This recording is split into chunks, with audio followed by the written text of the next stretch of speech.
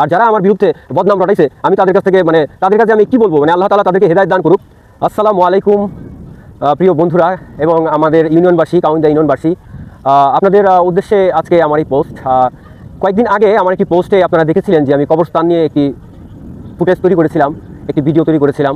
তো সেই ভিডিওর ভিতরে কিন্তু আমি বলেছিলাম যে আমাদের ইউনিয়নে যারা মানুষ থাকে, ভাড়াটিয়া এবং স্থানীয় মানুষ, এই দুই মানুষ মিলে কিন্তু প্রায় 1,20,000 মানুষের মতো বসবাস। তো বলছিলাম কিনা আপনারা সবাই সঠিক শুনেছেন কিনা। তো এই মানুষগুলোর পাশাপাশি কিন্তু আমি আমার যে প্রতিক্রিয়াটা ছিল তা হচ্ছে যে নদীর ওই পার থেকে বিষয়গুলো ভালো করে লক্ষ্য করেন, আপনারা কিন্তু ভিডিওর কথাগুলো ভালো করে লক্ষ্য করেন না, যার কারণে কিন্তু অসুবিধাটা হয়। তো নদীর ওই পার থেকে কিছু লাশ কিন্তু আমাদের এই পারে নিয়ে এসে কবরস্থ করা হচ্ছে। তো এই বিষয়টা কিন্তু আমি আপনাদের মধ্যে তুলে ধরেছিলাম। তো আপনাদের মধ্যে অনেক মানুষ আছে যারা বাংলা ব্যাকরণ বা বাংলা ভাষা সম্পর্কে সঠিক জ্ঞান রাখে না, বা আমার ভিডিওটা ভালো করে না দেখেই উল্টাপাল্টা মন্তব্য করা শুরু করেছেন। এবং আমি একটি ভিডিও ফুটেজের কথা আমি শুনেছি, আমার আশেপাশে অনেক ভাই ব্রাদার, অনেক ছেলেপেলেরা আমাকে এসে বলছে যে ভাই আপনি যে ভিডিও করছেন এই ভিডিওর ভিতরে আপনি এই সমস্ত কথা কি সত্যি সত্যি বলছেন? যে না, আমার কথা কিন্তু এরকম ছিল না। আপনারা যদি একটু ভালো করে ভিডিওটা আবার লক্ষ্য করেন, আমি কমেন্ট বক্সে অবশ্যই সেই ভিডিওটার লিঙ্ক দিয়ে দেবো ইনশাআল্লাহ।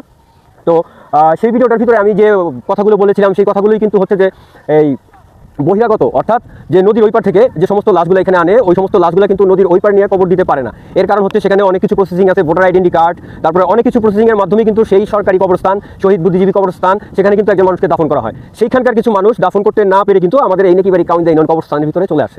তো এই বিষয়টাই ছিল আমার, এই বিষয়টা তুলে ধরার জন্য কিন্তু পরবর্তীতে আমি আবার একটা ওই শহীদ বুদ্ধিজীবী যে কবরস্থান আছে সেখানে কিন্তু যাওয়ার পরে আমি আরও একটি ভিডিও তৈরি করেছিলাম। তো আপনারা সেই ভিডিওটাও দেখেছেন। তো আমি আমার পরিশেষে আমি একটা কথাই বলবো, আমি আমার ভিডিওটি এখানেই শেষ করবো। তো শেষে আমি একটা কথাই বলবো যে দেখেন, আপনারা জেনে শুনে কারো বিরুদ্ধে মন্তব্য করবেন, একটা কমেন্ট করার আগে একটা পোস্ট পুরোটা ভালো করে দেখবেন যে এই ব্যক্তিটা সত্যি কি বলছে কিনা, এই ব্যক্তিটা সত্যি সত্যি কি বলেছে, তার কথায় কোনো ভুল আছে কিনা। আসলে বাংলা ব্যাকরণ এবং দেখার কথাটা যেটা বলছিলাম যে একটু ভালো করে ভিডিওটা দেখতে হবে, কথাগুলো ভালো করে শুনতে হবে যে কথায় কোনো ভুল থাকে কিনা। আর মানুষ বলতেই ভুল, আমার কথার মধ্যে যদি কোনো ভুল থাকে আমাকে আপনারা ক্ষমা সুন্দর দৃষ্টিতে দেখবেন। আশা করছি আমি যে ভিডিও লিঙ্ক আমার কমেন্ট বক্সে দিব সেখানে কোনো ভুল হবে না ইনশাআল্লাহ। আপনারা সেই ভিডিওটা দেখে নেবেন এবং আমি সঠিক ছিলাম কিনা সেটাও দেখবেন। আর যারা আমার বিরুদ্ধে বদনাম রটাইছে আমি তাদের কাছ থেকে তাদের কাছে আমি কি বলবো, আল্লাহ তাআলা তাদেরকে হেদায়েত দান করুক, যাতে তারা এই ধরনের কর্মকাণ্ড করার আগে 10 বার করে ভাবে।